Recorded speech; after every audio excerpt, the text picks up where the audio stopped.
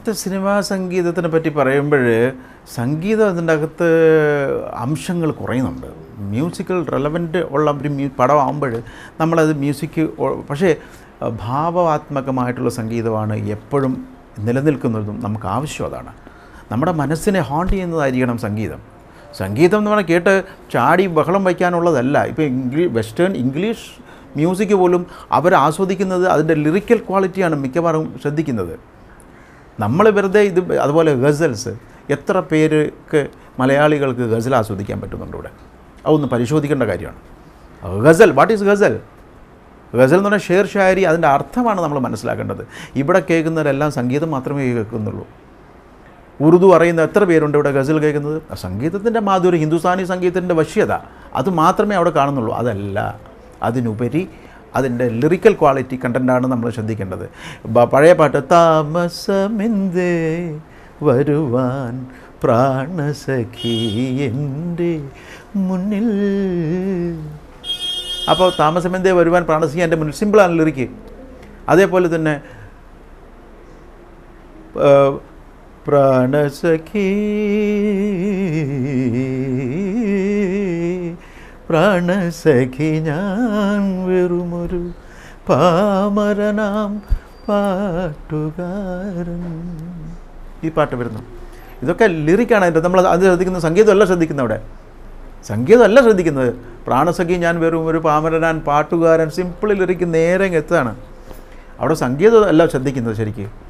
അതാണ് ആവശ്യം. അതുപോലെ പരദേശി പരദേശി പരദേശി പറവയെപ്പോലെ. അപ്പോൾ പരദേശി എന്ന് പറയുമ്പോൾ പറവയെപ്പോലെ എന്താണ് സംഭവിക്കുന്നത്?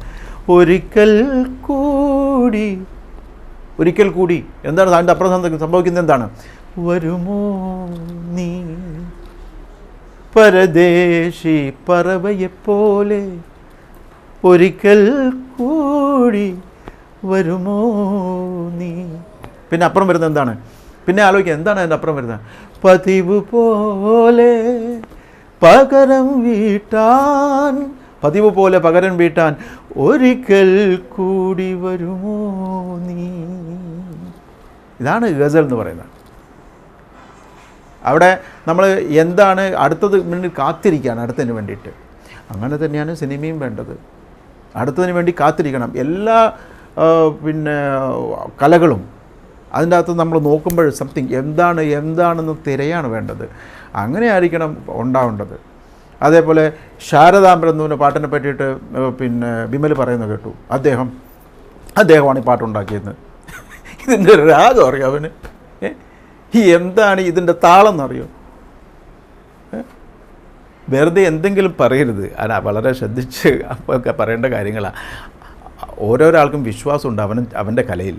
ആ വിശ്വാസത്തെ കാത്തു സൂക്ഷിക്കാനുള്ള ശ്രമം നടത്തണം. അല്ലാതെ എന്തെങ്കിലും തോന്നിയതുപോലെ കൊട്ടിഘോഷിക്കുന്നതല്ലല്ലോ വേണ്ടത്. നമ്മൾ പറയുന്നത് സത്യസന്ധമായിട്ടും ആത്മാർത്ഥമായിട്ടും പറയാനുള്ള ശ്രമമാണ് ഉണ്ടാവേണ്ടത്. പാട്ട് ഇന്ന് പറയുന്നത് ഇന്നത്തെ അവസ്ഥയിൽ, പണ്ട് ഓർക്കസ്ട്ര ഇരുന്ന് 12 മണിക്കൂറും ഒരു ദിവസവും എത്രയോ ദിവസങ്ങൾ, 3 ദിവസവും 4 ദിവസവും ഒരാഴ്ചയൊക്കെ എടുത്തിട്ടാണ് ആദ്യം പാട്ട് റെക്കോർഡ് ചെയ്യുന്നത്. ഒരാഴ്ച എടുത്തിട്ടാണ് പ്രാക്ടീസ് തുടങ്ങി, കമ്പോസിങ് തുടങ്ങി, പാട്ട് പഠിക്കുന്നു, അതിനുശേഷം റിഹേഴ്സൽ ചെയ്യുന്നു, അതിനുശേഷം സ്റ്റുഡിയോയിലേക്ക് പോകുന്നു, അതിനുശേഷം അവിടെ റെക്കോർഡാവുന്നു, പാട്ട് പാടുന്നു, ഒരുമിച്ച് റെക്കോർഡാവുന്നു.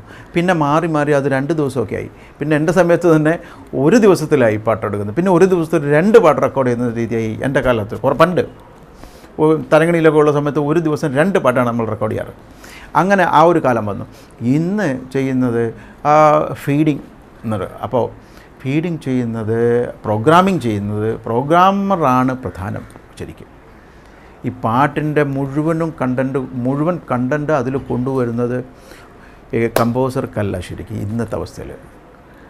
പല കമ്പോസേഴ്സും ഡിപ്പെൻഡ് ചെയ്തിട്ടുള്ളതും ചെയ്യുന്നതും പ്രോഗ്രാമറെയാണ്. നല്ല പ്രോഗ്രാമർ ഇല്ലെങ്കിൽ എൻ്റെ പാട്ട് നിലനിൽക്കില്ല. പക്ഷേ സാധാരണ നമ്മളിരുന്നു കൊണ്ട് നമ്മൾ പറഞ്ഞുകൊണ്ട് ആ പ്രോഗ്രാമിങ് ചെയ്യിക്കുന്നതാണ് ഏറ്റവും ഉചിതം. ആ പാട്ടുമായിട്ട് കുറച്ചുകൂടെ. അല്ലെങ്കിൽ ഇതങ്ങ് കൊടുത്തിട്ട് മോനെ നീ എന്തെങ്കിലും ഉണ്ടാക്കിയിട്ടിങ്ങതാ, എന്ന് പറയുന്ന ഒരുപാട് മ്യൂസിക് ഡയറക്ടേഴ്സ് ഉണ്ട് ഇവിടെ. പക്ഷേ അത് ചെയ്യുന്നതിൽ തെറ്റില്ല എന്നാണ് പറയുന്നത്. പക്ഷേ അതിൻ്റെ കോൺട്രിബ്യൂഷൻ പകുതിയിലേറെ അദ്ദേഹം കൊണ്ടുപോകും. നമ്മൾ അദ്ദേഹത്തിനാണ് കൊടുക്കേണ്ടത്. അത് ചെയ്യുന്നത് നല്ലതാണ്. പക്ഷേ ഇതിൽ പകുതിയിലേറെ പിന്നെ ഇതിന് പിന്നെ പറയാൻ പറ്റുന്നത് എൻ്റെ പാട്ടാണെന്ന് പറയാൻ പറ്റുന്ന പ്രോഗ്രാമർക്കാണ്. ട്യൂൺ 40% ആവുന്നുള്ളൂ. കാര്യം അതിൻ്റെ അകത്ത് പല മാറ്റങ്ങളും പ്രോഗ്രഷനും കോർഡ്സ് വേരിയേഷനും പിന്നെ ചില മെലഡി തന്നെ ചിലപ്പോൾ മാറ്റിയെന്ന് വരും. സാർ ഇങ്ങനെ ആക്കിക്കൂടെ മെലഡി എന്ന് ചോദിക്കുന്നുണ്ടാവും ചിലപ്പോഴും ചില പ്രോഗ്രാമർ. പക്ഷേ അതല്ല, ശരിക്ക് നമ്മുടെ പാട്ട് തന്നെ ആവണമെങ്കിൽ വേണമെന്നുണ്ടെങ്കിൽ നമ്മൾ തന്നെ ഇരുന്ന് ഓർക്കസ്ട്രയും എല്ലാം ചെയ്തു കൊടുത്ത് കോർഡ്സ് വരെ ഈവൻ പറഞ്ഞു കൊടുക്കുന്നതാണ് അതിന് നല്ലത്. അപ്പോഴും നമുക്ക് പറയാം നല്ല പാട്ട്. പിന്നെ സിംഗറിൻ്റെ കാര്യം പറയുമ്പോൾ 3 പേരെന്ന് പറഞ്ഞൊരു കാര്യത്തിൽ ഞാൻ പറയാം. സിംഗറിൻ്റെ പേര് പറയുന്നത് തീർച്ചയായിട്ടും നമ്മൾ ട്യൂണ് പാടി പറഞ്ഞു കൊടുത്ത്, ഇപ്പം ഞാൻ നമ്മുടെ എൻ്റെ മൂത്ത ചേട്ടന് തുല്യമാണ് ദാസേട്ടൻ. ദാസേട്ടൻ്റെ അടുത്ത് പലപ്പോഴും ഞാൻ പറഞ്ഞിട്ടുണ്ട്, ദാസേട്ടനെ പോലൊരു ചേട്ടൻ എനിക്കുണ്ടായിരുന്നു, ഇന്ന് ഇല്ല. എൻ്റെ മൂത്ത 6 മാസത്തിൽ അദ്ദേഹം പോയി, നമ്മളെ വിട്ടുപോയി. അമ്മ എപ്പോഴും പറയായിരുന്നു, മോനെ എൻ്റെ മൂത്ത ചേട്ടനാണ് യേശുദാസ് ആയിട്ട് പറഞ്ഞിട്ടുള്ളത്. അവൻ്റെ സംഗീതം അത്രയും വിലയുണ്ടായിരുന്നു, ചെറുപ്പത്തിൽ തന്നെ പാടുമായിരുന്നു എന്ന് പറഞ്ഞിട്ടുണ്ടായിരുന്നു.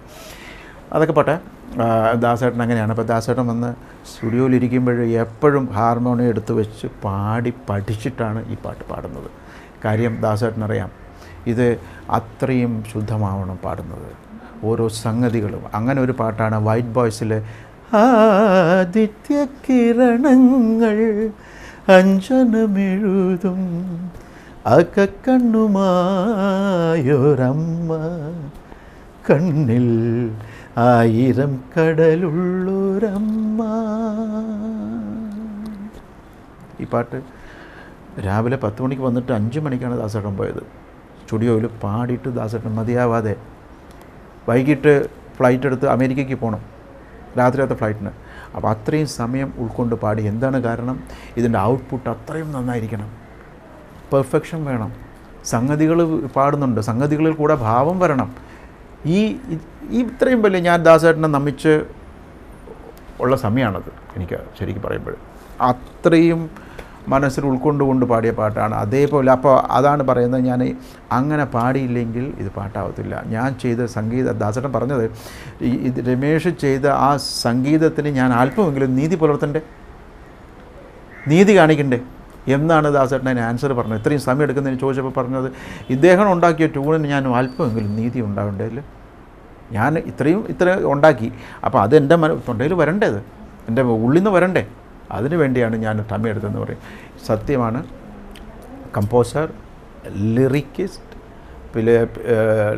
പിന്നെ സിംഗർ, പിന്നെ 4മതാണ് പ്രോഗ്രാമർ എന്ന് പറഞ്ഞ ആളിപ്പോഴുണ്ട് ഈ ഒരു കാലഘട്ടത്തിൽ.